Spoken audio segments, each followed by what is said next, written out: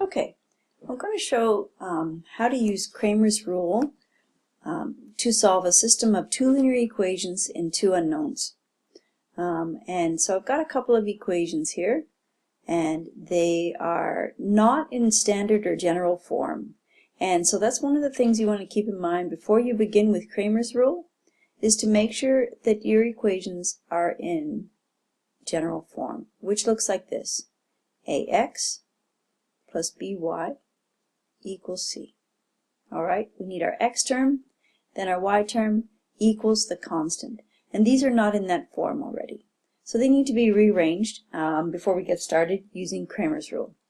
And so if you notice, I need my x term on the left side of the equal sign. Right here I have it on the right, so it's going to move over, which means it will become positive when I move it to the other side. Be x minus 4y equals 17. And the second equation, we need to move the minus 4y to the other side. So this will be 3x plus 4y equals 3. Now we have them in standard form. The x term first, then the y term, and equals the constant. And so we are ready to start using Cramer's rule.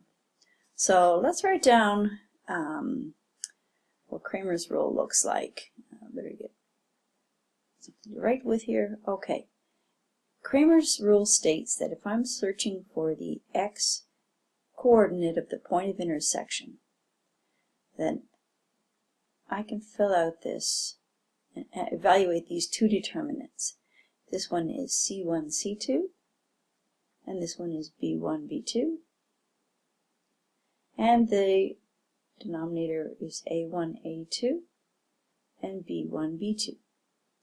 And this is why it's very important to make sure the equations are in general form before you start, so that these values turn out to be correct and with the right sign on them and so on. So now we go along and we fill in C1 and C2 for these two equations. Well, the coefficient of x is a, like it is here.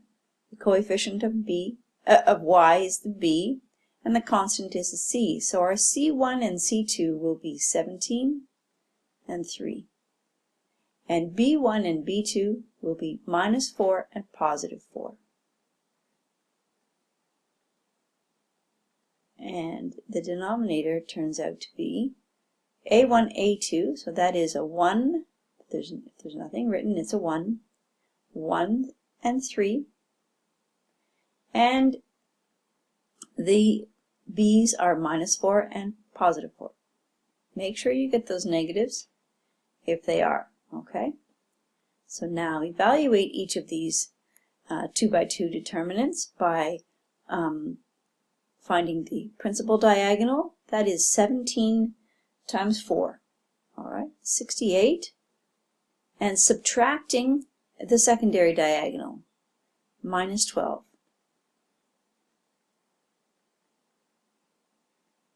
Let's do the bottom one as well. The principal diagonal is 1 times 4. Subtract the secondary diagonal, which is minus 12. All right, let's just work out what this is now. This is 68 plus 12, and this is 4 plus 12, and that is 80 over 16, and that reduces to 5. Okay? Let's do the same thing for y. Let's put y up here. So y then has a slightly different determinant in the numerator, but exactly the same in the denominator. If you are looking for the y component of the point of intersection, then this is A1, A2, and C1, C2. And the denominator is the same always for Cramer's rule, A1, A2, and B1, B2. All right, so let's go and fill in these values. That should have been a 2. Okay, A1, A2, that again is 1, 3.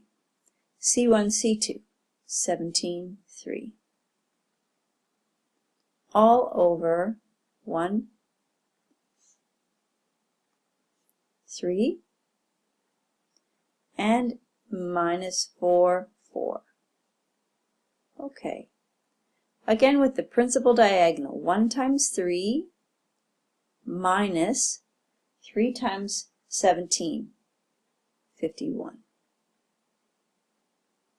This was already determined when we did the x value, so we know it's going to turn out to be 16. You could double check it and make sure, but it's going to be a 16. Now, 3 minus 51 is minus 48, all over 16, which becomes minus 3.